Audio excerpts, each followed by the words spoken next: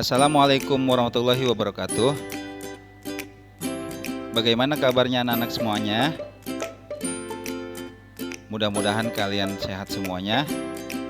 Baiklah anak-anakku sekalian, sebelum kita belajar, kita terlebih dahulu membaca doa seperti biasa. Berdoa dimulai.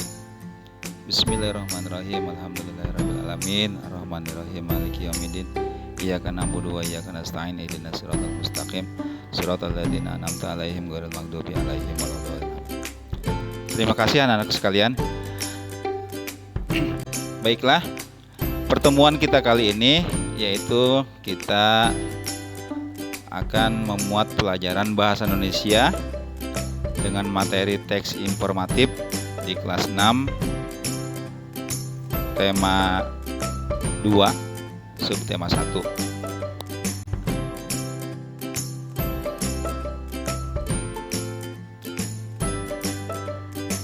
Tujuan belajar bahasa Indonesia apa itu? Yaitu agar siswa memiliki kegemaran membaca, meningkatkan karya sastra untuk meningkatkan kepribadian, mempertajam kepekaan, perasaan, dan memperluas wawasan kehidupannya. Ini adalah tujuannya. Jadi kita itu sebagai pelajar, baik murid, guru, dan lainnya, harus gemar membaca. Untuk apa? Untuk meningkatkan karya sastra kita dan meningkatkan kepribadian kita, mempertajam kepekaan, perasaan kita, dan memperluas wawasan kehidupan. Dengan apa? Dengan tujuan belajar bahasa Indonesia. Begitu kesimpulan. Selanjutnya kita fokus ke materi. Apa sekarang materi kita? Yaitu teks informatif. Apa sih pengertian teks informatif itu? Yaitu sebuah karangan yang bertujuan untuk menyampaikan suatu informasi dengan tepat mengenai suatu peristiwa ataupun kejadian. Berarti kita ini membuat karangan bertujuan untuk menyampaikan sebuah informasi kepada orang lain dengan tepat mengenai suatu peristiwa ataupun kejadian. Contohnya apa? Kita mengarang tentang bencana alam yang terjadi di Indonesia sekarang ini, sering terjadi di Indonesia sekarang ini. Kita karang berupa tulisan. Nah, sebelum kita mengarang, dia otomatis kita melihat dulu, baik itu dari siaran televisi ataupun kita mendengar dari suara radio atau berita-berita yang ada. Nah, gitu. Kemudian apa sih manfaatnya? Manfaatnya yaitu untuk membiasakan siswa agar dapat menyampaikan peristiwa yang penting secara lengkap dan teratur dengan gaya bahasa yang tepat dan mampu mengembangkan bakat kewartawanan. Nah, setelah kita tahu tujuannya dan setelah kita tahu pengertian teks informatif itu, dikembangkan kembali sama kita, sama kalian sebagai siswa, dikembangkan kembali. Setelah kita melihat videonya, mendengarkan beritanya melalui radio-radio yang ada, melihat videonya di siaran televisi yang kita punya, kita kembangkan kembali, kita biasakan, dan kita sampaikan peristiwa apa sih? Peristiwa apa yang sedang terjadi? Yaitu sudah otomatis dengan menggunakan gaya bahasa yang tepat dan mampu mengembangkan bakat kita sebagai wartawan. Sebagai wartawan kita meneliti tindakan ke tempat, kita teliti, kita telaah, dan lain sebagainya. Itulah manfaatnya. Selanjutnya, mengapa teks berita itu sangat penting? yaitu sebuah berita memiliki fungsi utama sebagai sarana informasi yang berkaitan dengan kejadian ataupun peristiwa. Penting. Penyampaian berita itu penting sekali fungsinya buat kita. Sebagai apa? Sebagai sarana informasi yang berkaitan dengan kejadian atau peristiwa itu. Berarti ini fakta yang jelas. Kita menyampaikan berita-berita ini yang akurat, yang nyata. Jadi setelah kita menyampaikan sebuah berita yang memiliki fungsi utama sebagai sarana informasi yang jelas dan nyata, jadi kita tahu semua. Mengapa berita harus mudah dipahami oleh pembaca?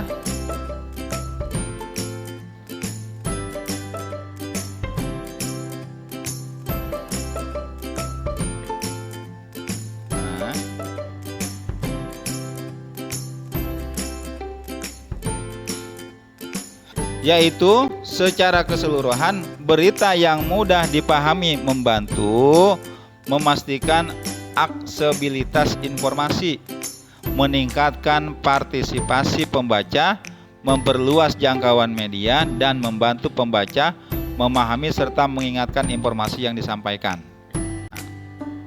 Agar apa? Agar mudah dipahami oleh pembaca. Jadi beritanya harus benar-benar aksesibilitas informasi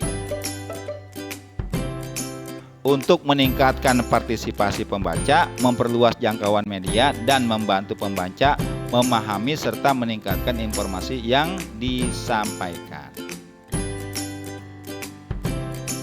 Selanjutnya, unsur-unsur dari teks berita.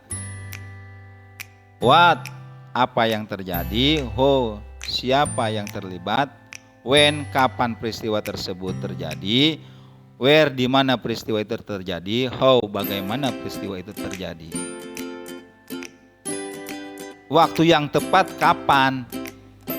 Kata-kata ini kita sampaikan ya setelah kita melihat, setelah kita mendengar sebuah cerita ataupun sebuah kejadian dan sebuah peristiwa yang kita terima di lingkungan itu. Apa yang terjadi? Siapa yang terlibat? Kapan peristiwa tersebut terjadi? Di mana peristiwa terjadi? Dan bagaimana peristiwa itu terjadi? Kemudian inilah gambar yang kita lihat sebuah fenomena alam, yaitu bencana banjir. Nah, kita baca dulu. Kedatangan banjir dapat diprediksi dengan memperhatikan curah hujan dan aliran air. Namun kadangkala banjir dapat datang tiba-tiba akibat dari angin badai atau kebocoran tanggul yang biasa disebut banjir bandang. Sering kita lihat di siaran-siaran televisi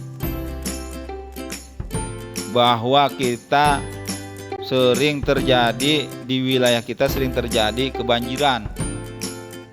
Dampaknya ini dia, curah hujan yang sangat deras, namun kadangkala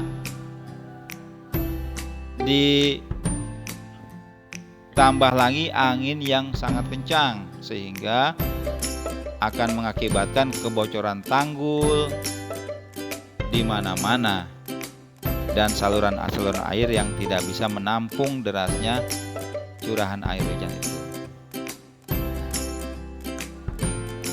Nah, ini dia gambar yang selanjutnya. Penyebab banjir mencakup curah hujan yang tinggi, permukaan tanah lebih rendah dibandingkan muka air laut.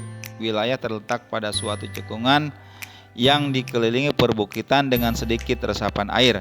Pendirian bangunan di sepanjang bantaran sungai, aliran sungai tidak lancar akibat terhambat oleh sampah, serta kurangnya tutupan lahan di daerah hulu sungai. Ini dia penyebab banjirnya. Penyebab banjirnya adalah banyaknya sampah-sampah yang berserakan, kemudian banyaknya pendirian bangunan di sepanjang bantaran sungai. Nah, sehingga akan terhambatnya saluran-saluran air yang ada di sekitar kita. Terus apalagi? Rendahnya permukaan tanah dibandingkan dengan air laut yang ada. Itu dia penyebab banjir. Tapi ini antusias warga dan masyarakat serta dibantu oleh aparat-aparat yang ada di wilayah kita, saling tolong menolong membantu warganya yang terkena banjir.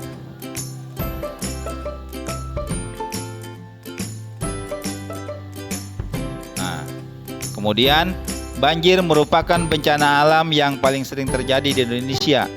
Definisinya, banjir adalah keadaan di mana suatu daerah tergenang oleh air dalam jumlah yang sangat besar. Ini dia gambarnya. Sangat menyedihkan sekali. Nah, dari bermacam-macam contoh yang ada melalui siaran berita, televisi ataupun melalui berita-berita yang disiarkan di radio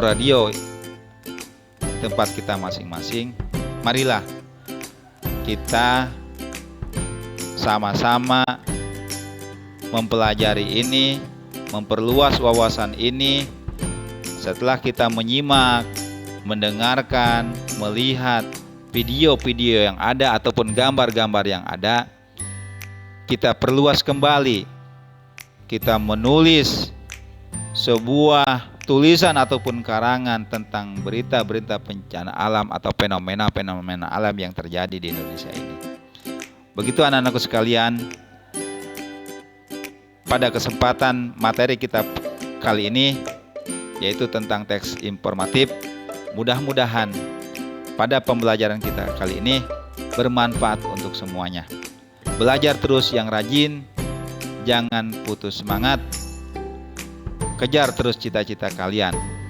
Ingat, kita di sini adalah semuanya sedang belajar. Terima kasih dari Bapak, cukup sekian untuk pembelajaran kita kali ini. Bapak akhiri, wassalamualaikum warahmatullahi wabarakatuh.